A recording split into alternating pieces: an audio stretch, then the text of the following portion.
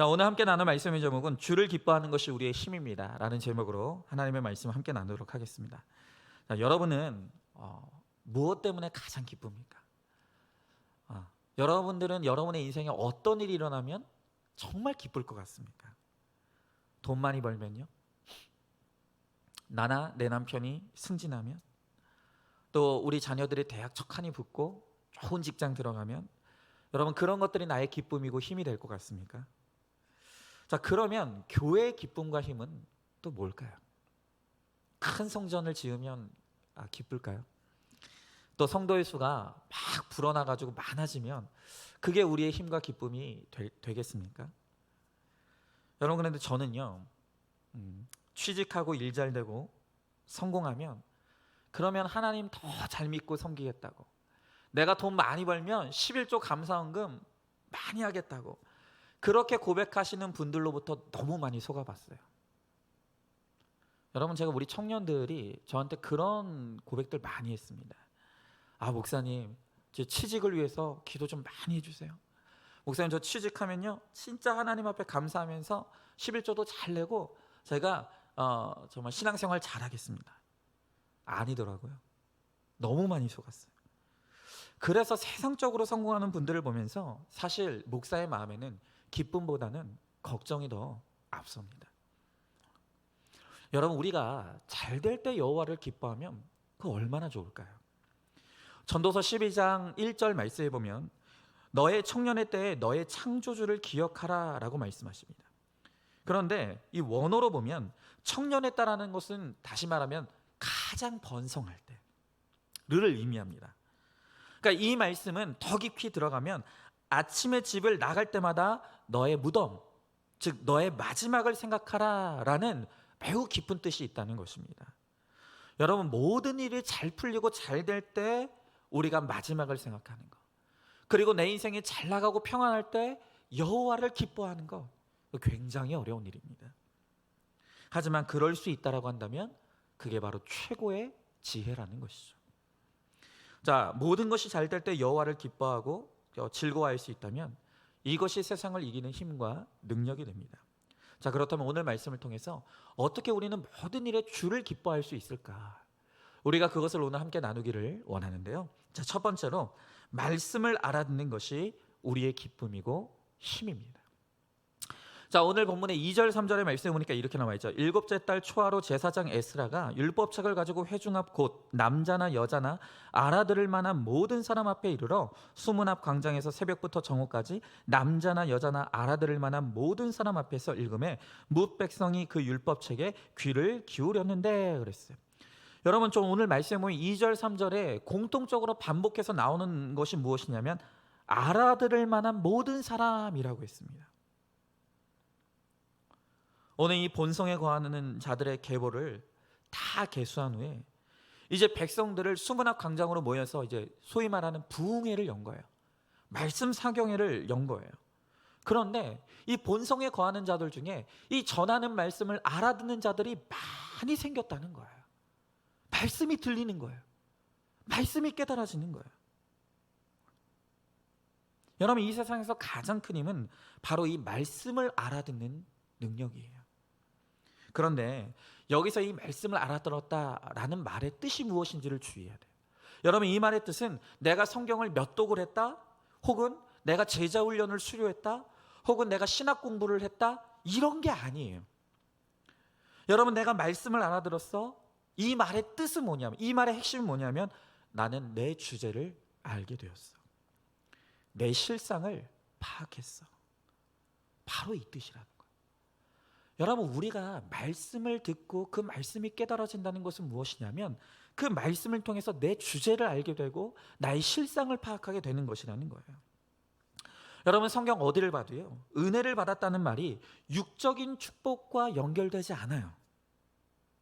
하나님의 말씀을 통해 나 자신을 알고 내 실상을 파악하는 것이 바로 은혜 받았다는 말의 성경적인 의미라는 것입니다. 자, 디모데후서 3장 15절에서 17절의 말씀에 보니까 또 어려서부터 성경을 알았나니 성경은 능히 너로 하여금 그리스도 예수 안에 있는 믿음으로 말미암아 구원에 이르는 지혜가 있게 하느니라. 모든 성경은 하나님의 감동으로 된 것으로 교훈과 책망과 바르게 함과 의로 교육하기에 유익하니 이는 하나님의 사람으로 온전하게 하며 모든 선한 일을 행할 능력을 갖추게 하려 함이라 그랬어요. 여러분, 성경은 하나님의 감동으로 쓰여진 책이에요. 그러므로 어린 사람, 나이 많은 사람, 남자 여자를 불문하고 알아들을 만한 회중이라면 차별 없이 감동이 임하는 책이 바로 성경이라는 거예요. 하나님의 감동이 어려서부터 임하면 어려서부터 자기 실상을 파악하고 자기 주제를 알게 되는 거예요.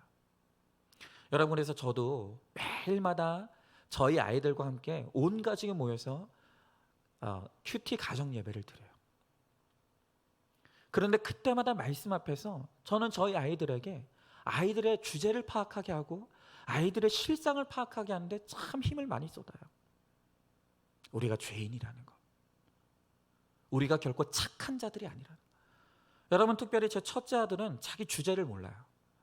그래서 저희 첫째 아들은 자기가 되게 착한 줄 알아요. 벌써부터 엄마한테 잔소리를 해요. 엄마, 사모가 그러면 안 돼.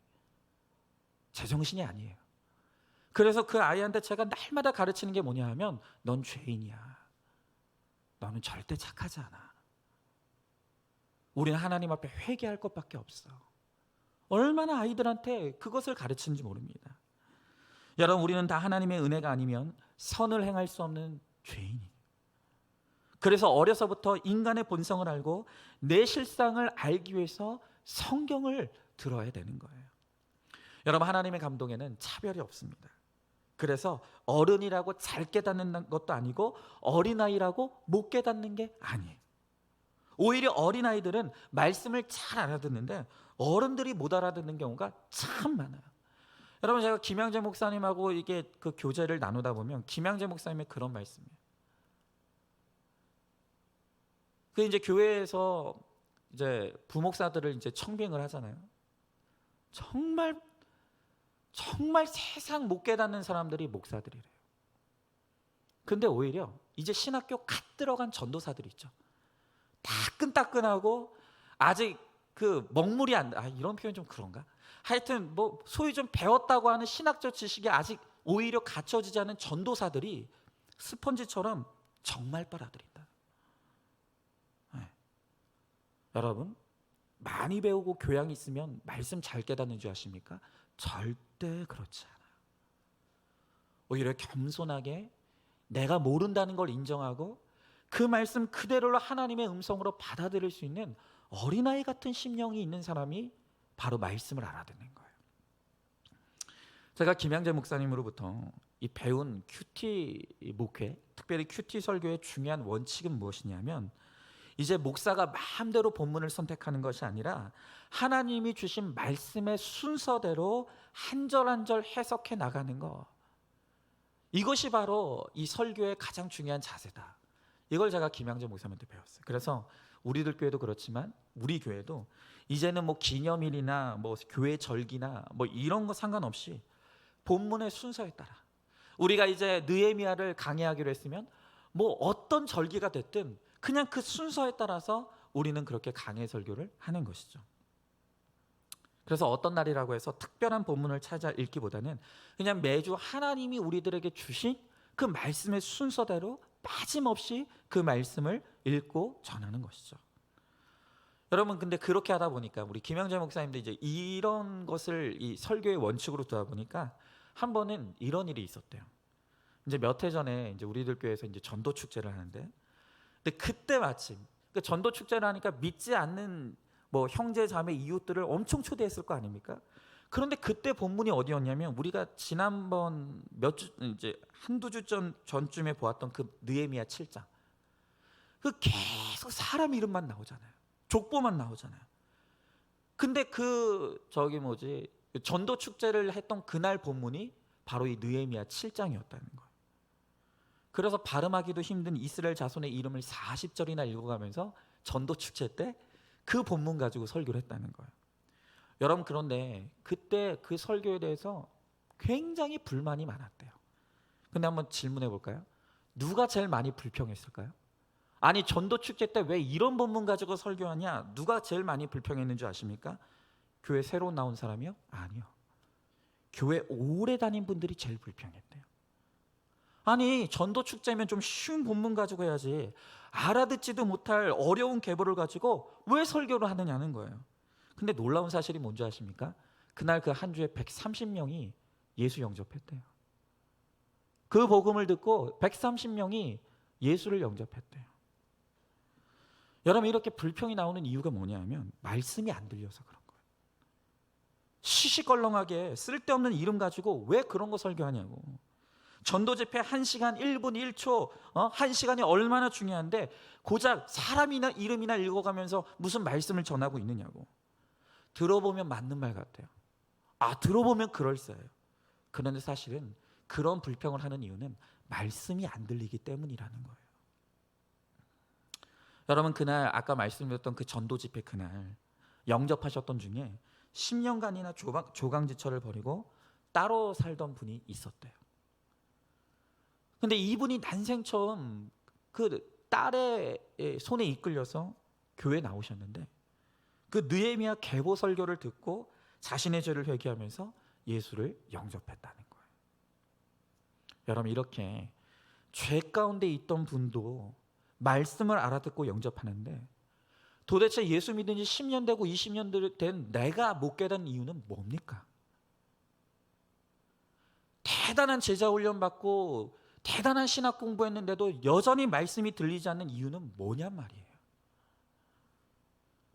여러분, 이번 주일 예배에서 설교를 듣고 불평이 나왔다면 왜 내가 말씀을 못 알아듣는지 애통해하면서 말씀을 탓하지 말고 나 자신을 좀 돌아봤으면 좋겠어요.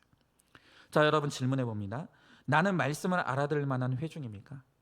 말씀을 아무리 봐도 내 주제 파악이 안 되고 지식으로만 쌓여서 남을 정죄하고 판단합니까? 내 부족함과 죄를 모르기 때문에 말씀이 안 들리는 것을 알고 있습니까? 하나님께 알아들을 만한 귀를 주시고 성령의 음성을 깨닫게 해달라고 기도하시기 바랍니다. 자, 두 번째로 말씀을 아무리 오래 들어도 기뻐하는 것이 우리의 힘이에요. 자, 3절 말씀해 보니까 수문앞 광장에서 새벽부터 정오까지 남자나 여자나 알아들을 만한 모든 사람 앞에서 읽음에 뭇백성이 그 율법책에 귀를 기울였는데 라고 그랬어요. 여러분, 이 백성들이 모여서 말씀 사경하는데 시간이 얼마나 걸렸느냐? 새벽부터 정오까지였대요. 여러분, 이스라엘의 계름에서 새벽의 가장 끝 시간은 6시예요.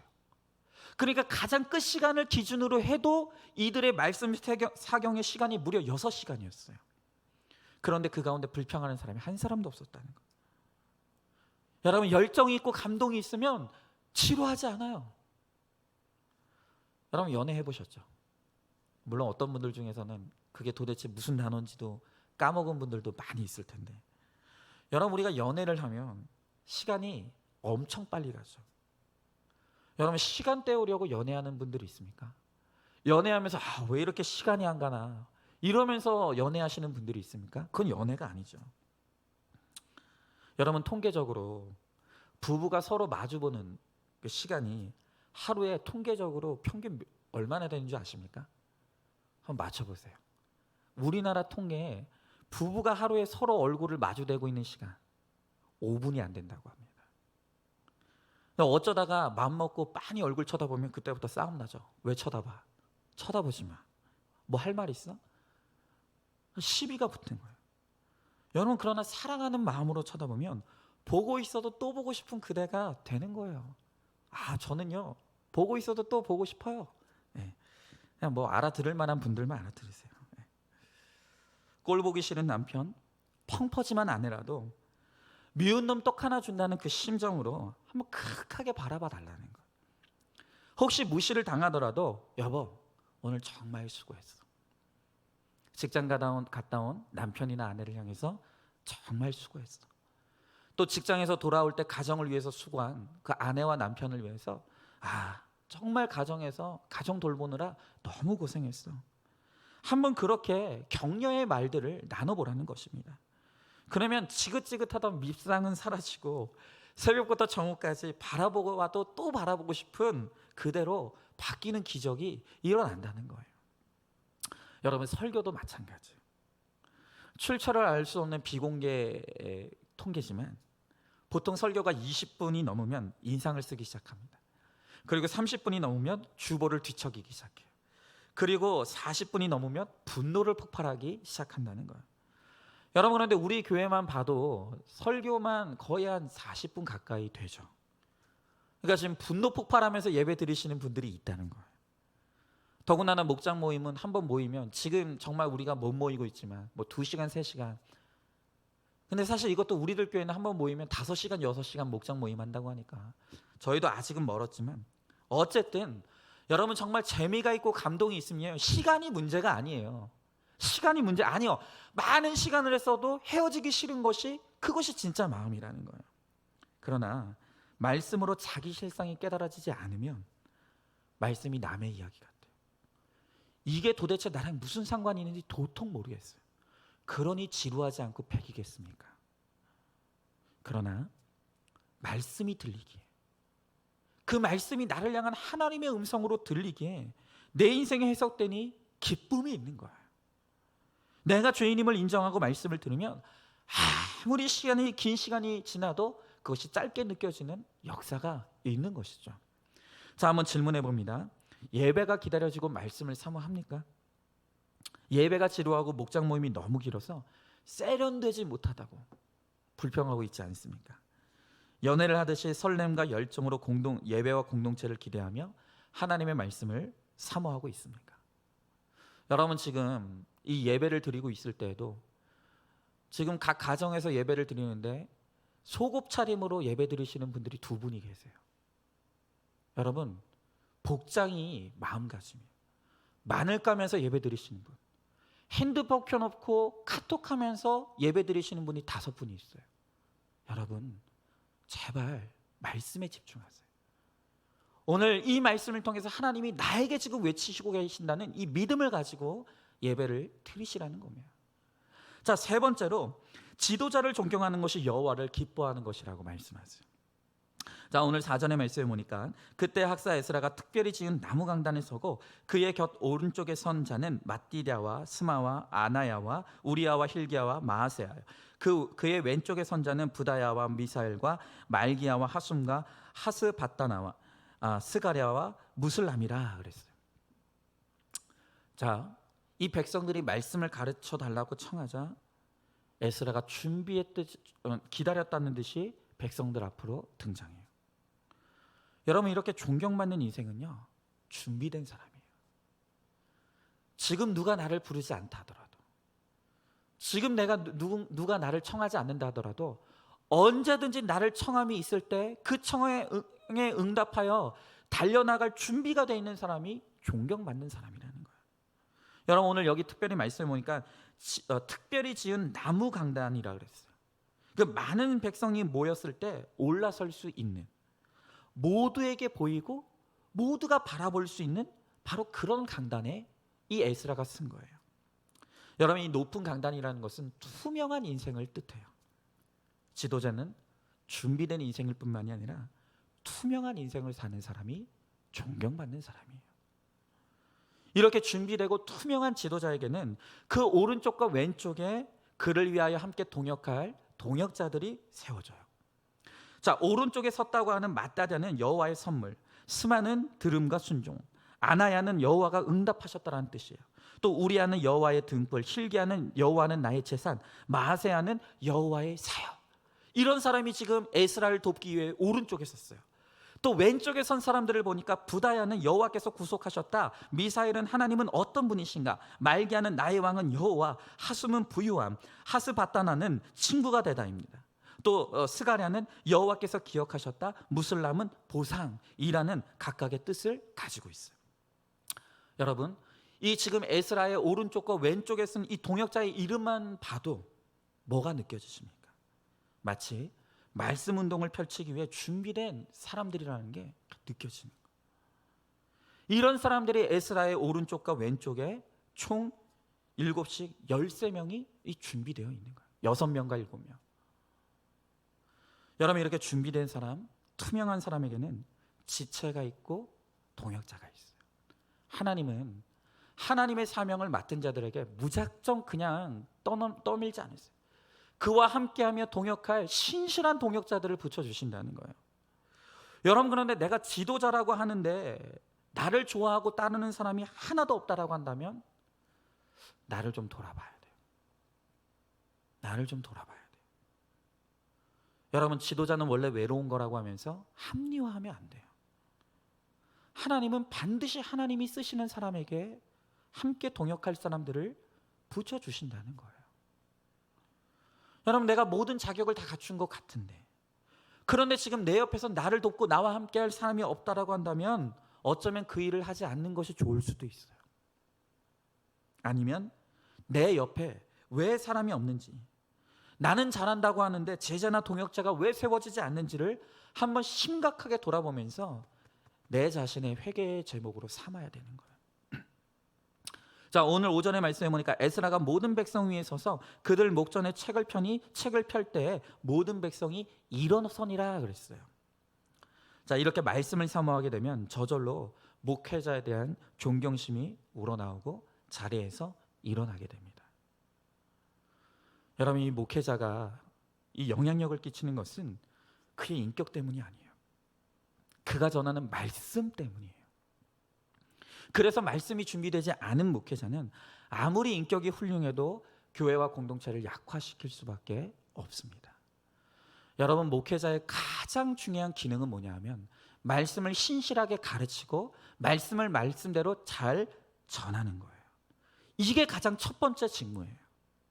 하나님의 말씀을 바르게 이해하지 못한 사람이 목회자가 되면 그 교회는 약화되죠. 또 이 말씀만 잘 전한다고 되는 것도 아니에요. 그 말씀과 삶이 일치되는 것이 또한 중요해요. 아무리 성경을 열심히 읽고 열심히 가르친다 하더라도 삶이 따라주지 않으면 존경받는 지도자가 될 수가 없죠. 여러분, 그런데 이거는 목회자에게만 국한되는 이야기가 아니에요. 오늘 여러분들도 믿음의 부모가 된 자로서 오늘 여러분들이 교회를 다니고 또 그렇게 신앙생활을 한다고 하면서도 나의 믿음과 신앙과 삶이 일치되지 않으면 그때 자녀들이 느끼는 혼란은 어마어마한 거예요. 말씀과 삶이 모순되는 모습을 볼 때 자녀들은 엄청난 실망감을 느끼게 된다는 거예요. 그러면 자녀들에게 존경받지 못하죠. 자, 6절의 말씀에 보니까 에스라가 위대하신 하나님 여호와를 송축하며 모든 백성이 손을 들고 아멘 아멘 하고 응답하고 몸을 굽혀 얼굴을 땅에 대고 여호와께 경배하니라 그랬어. 에스라가 자기를 나타내지 않고 하나님을 송축했어. 지도자가 하나님께만 영광 돌리는 것을 보고 백성이 손을 들고 아멘으로 응답했습니다. 여러분, 아멘으로 응답하고 몸을 굽히는 것은 절대적인 복종이고 얼굴을 땅에 대는 것은 자신을 극도로 낮추는 거예요. 여러분, 이렇게 말씀이 말씀대로 전파가 되면 말씀을 전하는 자도 말씀을 듣는 자도 겸손해질 수밖에 없는 거예요. 존경받는 목회자는 회중이 복음에 절대 순종하도록 인도하는 사람이에요. 무슨 목회자가 쇳소리 나는 목소리를 내면서 거드름 피우고 목에 힘주고 다닌다고 성도들이 존경하지 않죠. 여러분, 그건 절대적인 순종이 아니에요. 제가 오늘 여러분들에게 좀 한 가지 좀 회개할 게 있어요. 그게 뭐냐면 저번 주에 제가 저희 위임 목사직을 내려놓기를 했다는 그런 고백을 드리면서 제가 다른 건 몰라도 이것만큼은 여러분들이 저를 본받았으면 좋겠다라는 말을 한 적이 있어요. 그런데 한 주 동안 큐티를 하면서 하나님께서 저에게 깨닫게 하신 게 뭐냐 하면은 제가 그때 그 말이 제 주제를 넘었던 것 같아요. 여러분, 제가 그런 적용할 수 있는 것조차도 제 인격이 아니잖아요. 제 힘이 아니잖아요. 그런데 그냥 하나님의 은혜만 고백하면 되지 뭘 그렇게 목사가 대단하다고 그걸 뭐 본받으라고 하는가. 저는 그때 그 고백이 그냥 믿음의 고백인 줄 알았는데 거기에 다분히 제 의가 포함되어 있고 뭔가 저의 어떤 그것을 자랑하려고 하는 그러한 불순물들이 내포되어 있다는 것을 한 주간 큐티하면서 말씀으로 하나님께서 그것을 깨닫게 하셨어요. 회개합니다. 다시는 목사를 본받으라, 목사를 따라와라, 이런 멘트는 하지 않겠습니다. 여러분, 그렇게 목회자는요, 큰 소리 쳐서 성도가 순종하는 게 아니에요. 우리 모두가 하나님의 말씀 앞으로 그냥 나가면 돼요. 그리고 그 말씀 앞에서 내가 신실하게 회개하며 나아갈 때 모두가 겸손해지고 모두가 하나님의 사람으로 온전하게 설 수가 있는 것이죠. 그리고 그렇게 될 때 그 말씀을 전하는 그 목회자를 성도들은 자연스럽게 존중하고 존경하고 따라오게 되어 있다는 것이죠. 자, 오늘 7절의 말씀에 보니까 예수아와 바니와 세레비아와 야민과 악굽과 사부대와 호디아와 마아세야와 그리다와 아사랴와 요사박과 하난과 블라야와 레위 사람들은 백성이 제자리에 서 있는 동안 그들에게 율법을 깨닫게 하였는데 그랬어요. 자, 오늘 말씀에 보니까 에스라가 그 강단에 서서 하나님의 말씀을 전하고 찬양하자 레위와 그 밖에 있는 사람들이 그 자리에 서서 백성들에게 율법을 깨닫게 하기 시작했다 그랬어요. 자, 에스라는 지금 강단에 있습니다. 그리고 13명의 사역자들은 그 회중들 곳곳에 섞여서 그들에게 말씀을 잘 깨닫지 못하고 말씀을 궁금해하는 자들에게 말씀을 세세하게 가르쳐주고 전해주는 거예요. 여러분, 각자의 상황에 처한 백성들에게 말씀을 풀어주고 또 삶에 적용되도록 돕는 거예요. 여러분, 이게 바로 오늘날로 치면 소그룹 모임, 목장, 그리고 제자훈련, 양육이라고 할 수 있는 것이죠. 여러분, 교회는 목사 하나만 잘한다고 되는 게 아니에요. 목사가 설교만 잘한다고 되는 게 아니에요. 교회에 있어서 또한 중요한 게 뭐냐면 이 조직과 행정이에요. 목사의 영성이 정말 중요하지만 그러나 목사한 사람이 다 할 수도 없고 다 한다고 좋은 것도 아니에요.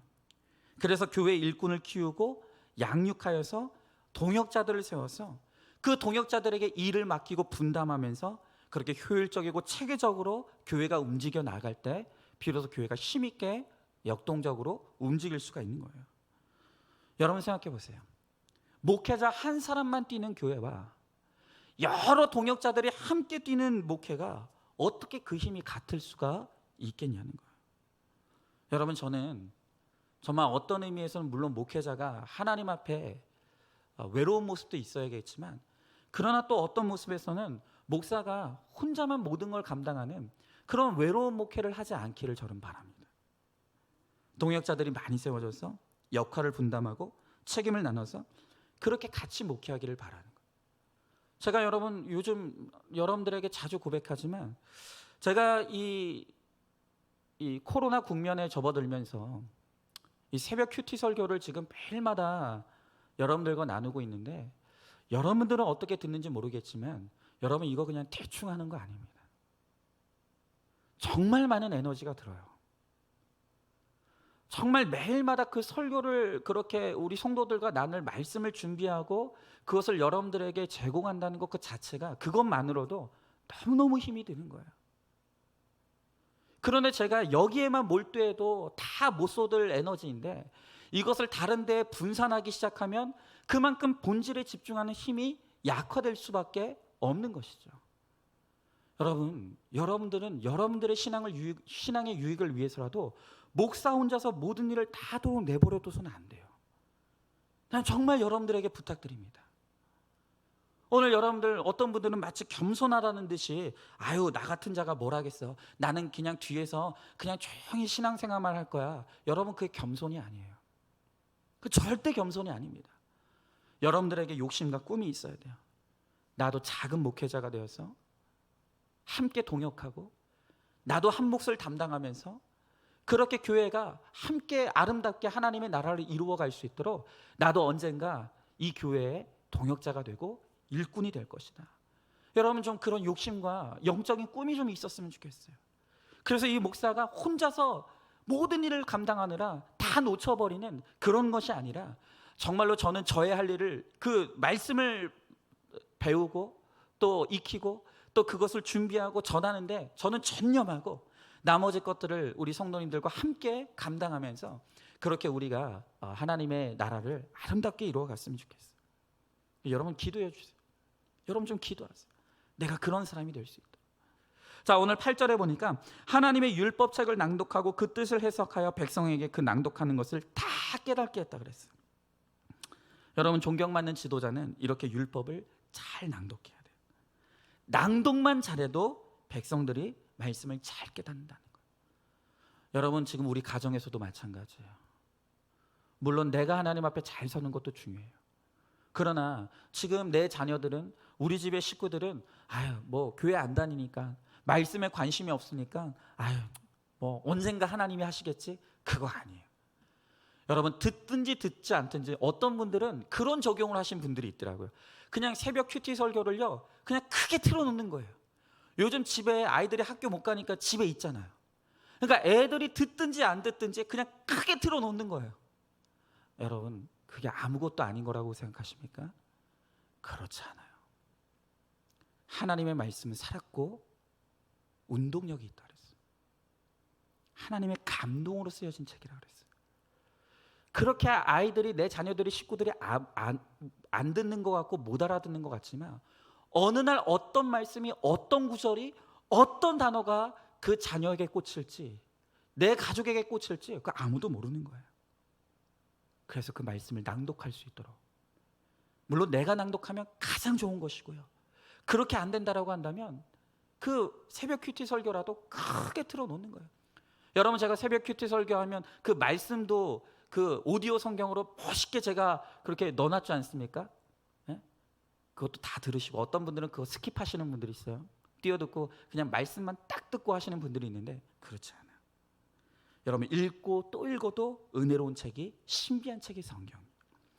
예수님이 나를 위해 죽어주신 이야기라는 이 구속사적인 관점으로 성경을 읽을 때, 그때 정말로 우리의 삶이 변화되고 또 내 가족이 구원받는 놀라운 역사가 일어나게 되는. 자, 질문해 봅니다. 준비된 인생, 투명한 삶으로 말씀을 전하고 있습니까? 직분은 좋아하면서 내 수치와 약점은 꽁꽁 싸매고 있지는 않습니까? 성경 말씀과 설교를 이웃과 가족에게 해석해 주는 실력이 있습니까? 먼저 내 삶의 구체적인 적용이 풍성해져서 다른 이들의 말씀 적용을 도와줄 수 있게 해달라고 기도하시기 바라요. 자, 마지막 네 번째로, 내 죄를 깨닫는 것이 여호와를 기뻐하는 것이고 우리의 힘이라는 거예요. 자, 9절의 말씀에 보니까 백성이 율법의 말씀을 듣고 다 우는지라. 총독 느헤미야와 제사장 겸 학사 에스라와 백성을 가르치는 레위 사람들이 모든 백성에게 이르기를, 오늘은 너희 하나님 여호와의 성일이니 슬퍼하지 말며 울지 말라 하고 그랬어요. 여러분 율법을 듣는데 오늘 그 말씀을 듣는 그 백성들이 울었다 그랬어요. 오늘 여러분들의 예배는 어떻습니까? 내가 말씀을 들으면서 감격하여 눈물을 흘려본 적이 언제예요? 그 말씀을 들으면서 정말 그 말씀이 내 죄를 후벼 파는 것 같은 아픔 때문에 여러분들이 정말로 통회하며 눈물 흘려본 적이 언제입니까? 여러분 신앙에는 반드시 지식이 필요해요. 그 지식은 바른 말씀으로부터 비롯돼요.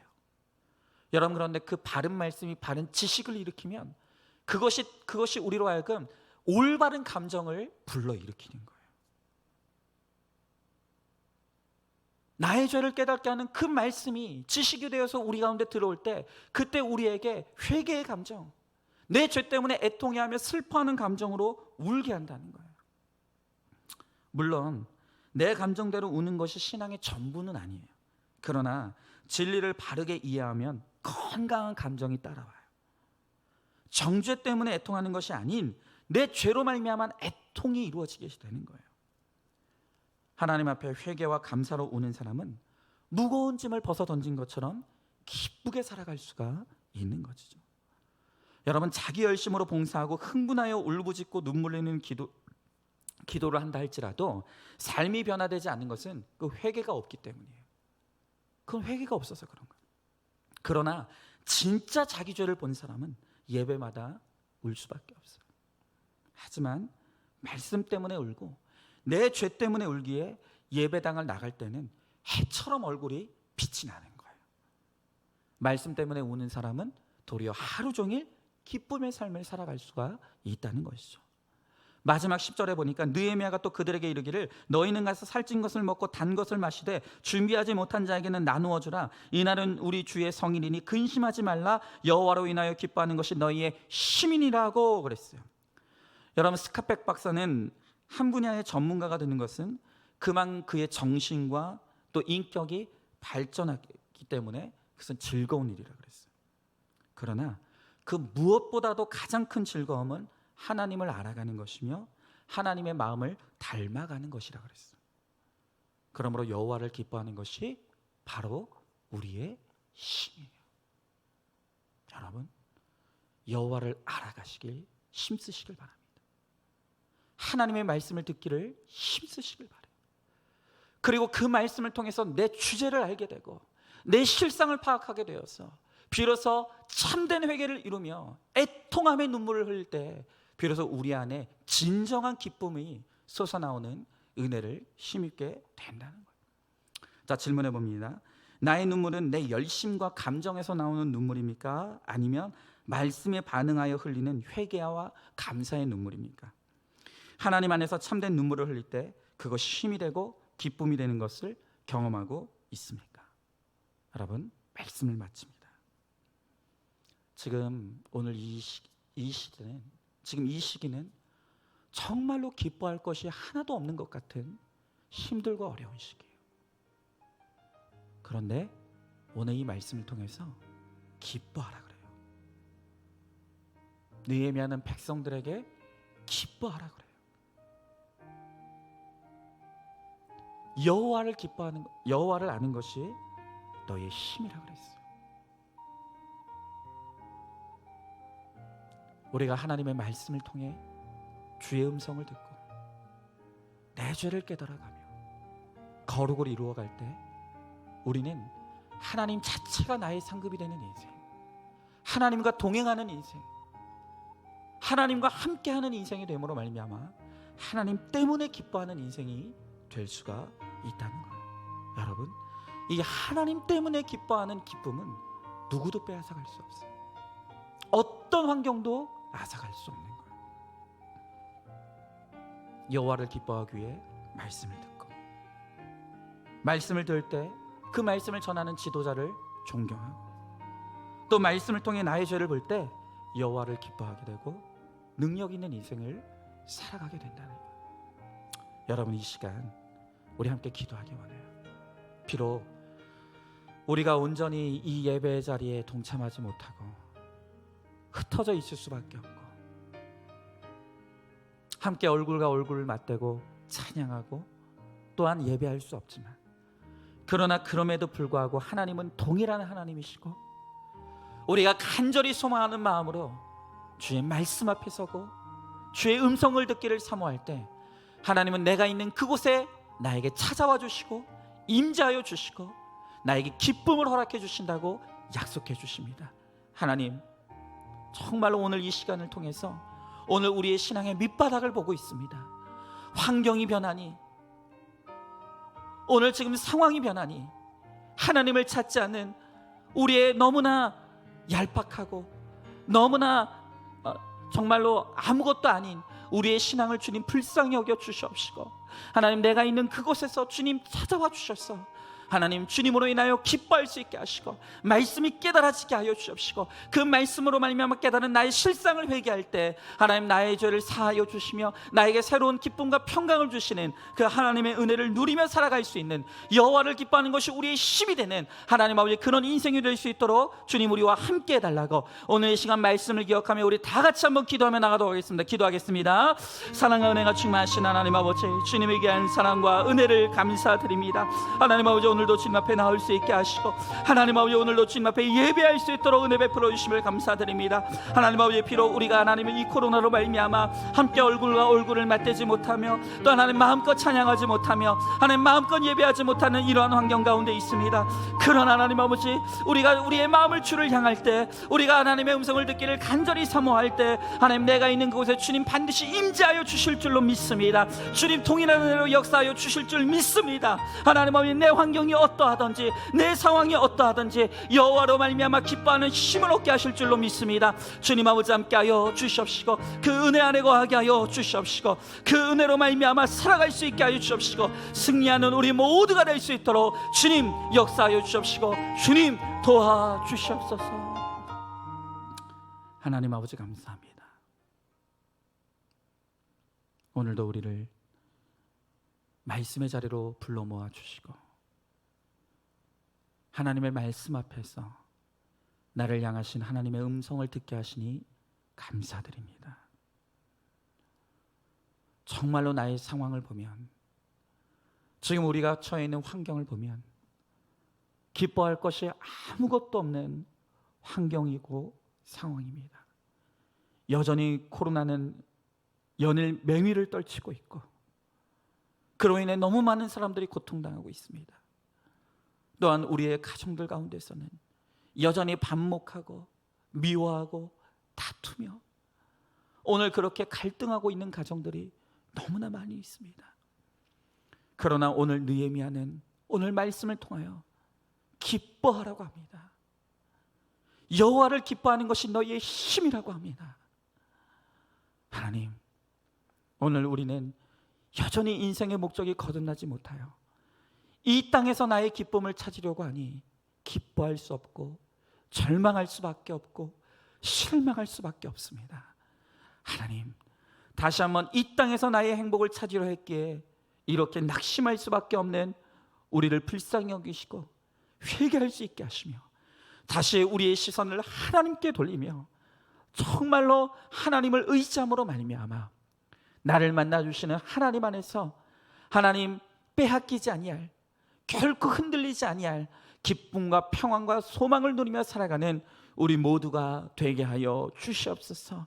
하나님, 오늘 여전히 이 예배당이 텅텅 비어 있습니다. 그러나 오늘 각자의 처소에서 사모하는 심령으로 오늘 이 예배에 동참하는 사랑하는 성도들 기억하여 주시옵시고 그 자리에 주님 찾아가 주시며 그 가정을 주님 붙들어 주셔서 하나님 정말로 여호와로 말미암아 힘이 넘치는, 기쁨이 넘치는, 평강이 넘치는 우리의 가정이 될 수 있도록 주님 함께하여 주시옵소서. 반드시 그렇게 하여 주실 줄 믿사 사랑이 많으신 우리 예수님 이름 받들어 기도 드리옵나이다. 아멘.